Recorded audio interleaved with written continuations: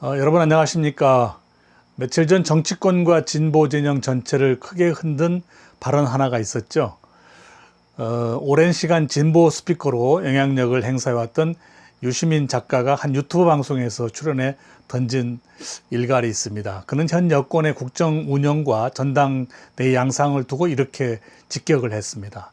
대통령이 여당 대표를 자신이 직접 픽해서 찍어가지고 당선시키려는 것은 민주공화정이 아니라 왕정이나 귀족정으로 가는 것이다. 이렇게 말을 했죠. 심지어 이번 전당대회를 향해 승자는 없다. 그리고 민주당은 당원의 절반을 잃었다는 파격적인 평가까지 내놓았습니다. 이 진보 진영의 핵심 인사의 입에서 왕정, 귀족정이라는 단어가 나왔다는 것은 지금 우리 정치가 지켜야 할 가장 근본적인 가치, 즉 민주공화국의 틀이 뿌리째 흔들리고 있다는 심각한 경고음일 수도 있습니다. 대통령은요, 국민이 직접 표를 주어서 뽑습니다. 또한 정당 역시 국민의 지지를 바탕으로 국정을 이끌어갈 권력을 위임받습니다. 그렇다면 대한민국이라는 이 나라에서 권력의 진짜 주인은 당연히 국민이어야 하지 않겠습니까? 하지만 현실은 어떻습니까? 선거 끝나면요, 국민보다 당내의 특정 계파의 눈치를 보죠. 그리고 국정과제의 과제보다는 권력의 자리가 먼저입니다. 그리고 권력자가 찍어 누르는 정치가 민주주의의 탈을 쓰고 자행되고 있다라고 저는 보고 있습니다. 그래서 오늘은 유시민 작가의 이 파격적인 일가를 화두로 삼아서 과연 대한민국이라는 공화국은 누구의 것인가? 라는 근본적인 질문을 던지고 한국 정치가 처한 구조적 균열의 본질을 깊이 있게 분석해보는 그런 시간을 한번 갖겠습니다. 오늘 방송을 시작하면서 여러분의 가슴에 아주 근본적이고 엄중한 질문 하나를 던져보고자 합니다. 대한민국은 지금 정말로 국민의 공화국으로 움직이고 있다고 생각하십니까? 어쩌면 이 질문이 조금 무겁고 어렵게 들리실지도 모르겠습니다. 하지만 우리 정치의 현실을 가만히 들여다보면 답은 의외로 명확합니다. 대통령은 누가 뽑죠? 맞습니다. 국민이 직접 표를 주어 뽑습니다. 국회의원도 국민이 뽑습니다. 정당 역시 국민의 지지를 받아서 국정을 이끌어갈 권력을 얻습니다. 그렇다면 이 대한민국이라는 나라에서 권력의 진짜 주인은 누구여야 합니까? 그렇죠. 당연히 국민이어야 하지 않겠습니까? 하지만 선거가 끝나고 난 뒤에 현실 정치는 어떻습니까? 국민보다 당내 특정 계파의 눈치를 보게 되죠. 그리고 국가의 미래와 정책보다는 권력의 자리가 더 중요해집니다. 그리고 국민의 뜻보다는 당 지도부의 판단과 계산이 국정을 지배하는 일이 그렇게 지배되는 일이 되풀이되고 있는 게 현실입니다. 그렇다면 우리는 물어봐야 합니다. 우리는 지금 헌법이 보장한 민주공화국에 살고 있는 것인가? 아니면 민주주의라는 그럴듯한 외형을 가진 채 소수 엘리트와 파벌이 권력을 나눠 갖는 새로운 형태의 권력 과도정을 목도하는 것은 아닐까요? 오늘은 바로 이 질문, 공화국은 누구의 것인가라는 주제를 가지고 대한민국 정치가 처한 구조적 균일과 민심의 본질을 짚어보는 그런 시간을 갖도록 하겠습니다. 공화국은요, 특정 세력의 전유물이 절대로 아닙니다. 우리 헌법 제1조 1항은 매우 분명하게 선언하고 있습니다. 대한민국은 민주공화국이다. 여기서 민주가 주권이 국민에게 있다는 의미라면 공화국, 즉 영어로 리퍼블릭은 무슨 뜻이겠습니까? 어원을 따라가면요, 라틴어의 레스 푸블리카, 즉 공공의 것이다. 공공체 모두의 것이다 라는 의미입니다. 이것이 의미하는 바가 명확하지 않겠습니까? 즉 국가는 특정 개인이 아니다는 것이죠.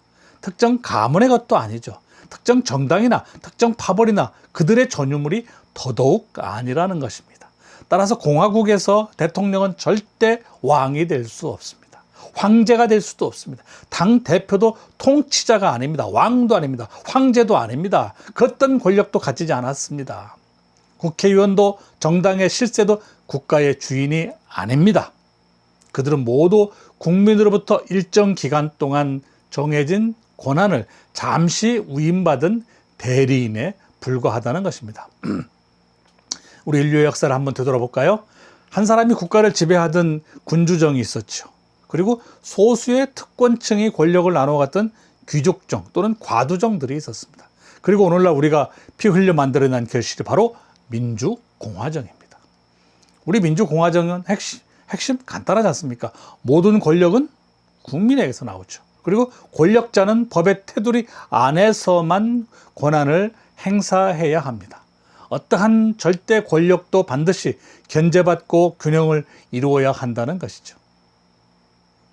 많은 분들이 오해하시는 것도 있습니다. 선거에서 이겼다고 해가지고 모든 것을 자기 마음대로 할 수 있다는 것이 민주주의? 그거 아니지 않습니까? 다수당이 됐다 해서 야당과 국민의 목소리를 무시해도 되는 것입니까?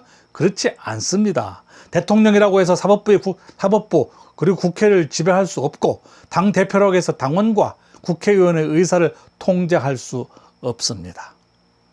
권력을 위임받은 자가 그 권력을 자신의 것으로 착각하는 순간 정당을 자기 사조직으로 생각하고 국가기관을 정치적 목적으로 사유화하려 드는 순간 그 순간 바로 공화국의 뿌리가 흔들리기 시작하는 것입니다. 즉 민주주의가 흔들리기 시작한다는 것입니다. 대한민국은 강한 대통령제를 채택하고 있죠. 그래서 우린 제왕적 대통령제다 이렇게 표현도 합니다. 국정 운영의 책임자가 명확하고 추진력을 얻을 수 있다는 장점이 있습니다. 그렇지만 동전의 양면처럼 치명적인 위험도 존재합니다. 바로 이 권력이 한 사람에게 지나치게 집중되는 제왕적 대통령제로 변질되었다는 것이죠. 대통령에게 권력이 집중되면 정당은 국민의 목소리를 듣는 창구가 아닙니다.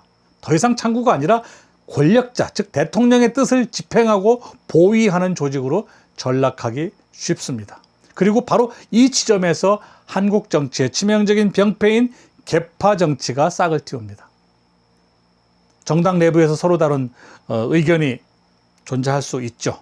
아주 건강한 일입니다. 당연히 그래야죠. 하지만 노선과 정책을 두고 경쟁하는 것이 아니라 누가 권력을 잡느냐, 누가 공천권을 쥐느냐, 이걸 두고 싸우기 시작할 때 정치는 망가지기 시작합니다. 그때는 정책이 아니라요, 사람을 따라가는 거죠. 원칙이 아니라 계파를 따라가는 거죠. 어제까지 비판하던 사람도 그 권력을 딱 잡으면 표정이 싹 바뀌죠. 갑자기 용비어 천가를 부릅니다. 용비어 천가, 영비어 천가를 부르게 되겠죠. 왜 그렇겠습니까? 국가와 국민을 위해서가 아니라 자신의 권력과 공천 때문입니다. 정치학적으로 이것이 바로 민주주의의 탈을 쓴 과두정의 모습이라고 볼 수 있는 겁니다. 소수의 권력 엘리트가 공천권, 인사권, 자원을 독점하고 그 힘을 바탕으로 자신들의 세력을 확장해 나가는 구조, 이것이 바로 과두정의 모습입니다. 이 당 대표나 특정 권력자의 말 한마디에 당 전체가 움직이고 다른 목소리를 내는 사람들을 배심자나 또는 내부 총질로 몰아세우는 그런 현상, 우리는 이것을 정당의 사당화라고 부릅니다. 사당화가 진행되면 당내 민주주의 어떻게 될까요? 마비되죠. 겉으로는 투표를 하고 경선을 하지만 국민과 당원들은 의심하게 됩니다. 어차피 답은 정해져 있는 거 아닌가? 대통령이 찍어 누르는 거 아닌가? 위에서 찍어 누르면 끝나는 거 아닌가? 800조를 갖다 쏟아부으면 되는 거 아닌가?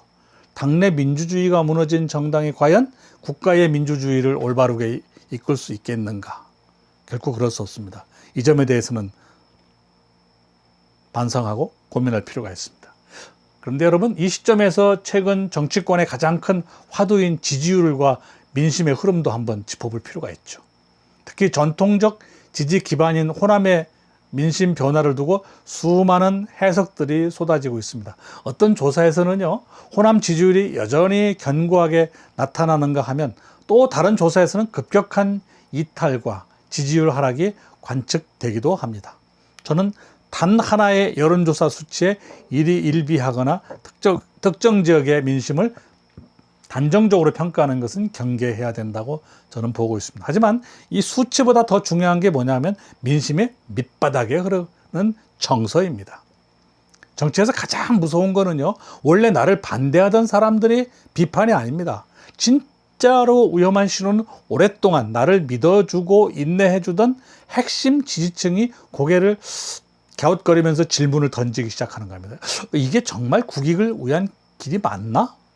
왜 정당이 특정 개인의 보위부처럼 움직이지? 왜 우리 진영 내부의 포용과 통합 대신 편가르기와 보복이 판을 치지? 이건 뭐지? 이 질문이 나오기 시작하면 사태가 심각해집니다. 이것은 단순한 지지율의 문제가 아니라 정치적 정당성의 뿌리가 흔들리는 신호이기 때문입니다. 흔들리기 시작하는 겁니다.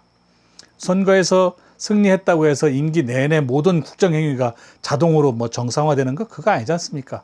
민주주의에서는 결과만큼이나 과정과 절차가 중요합니다.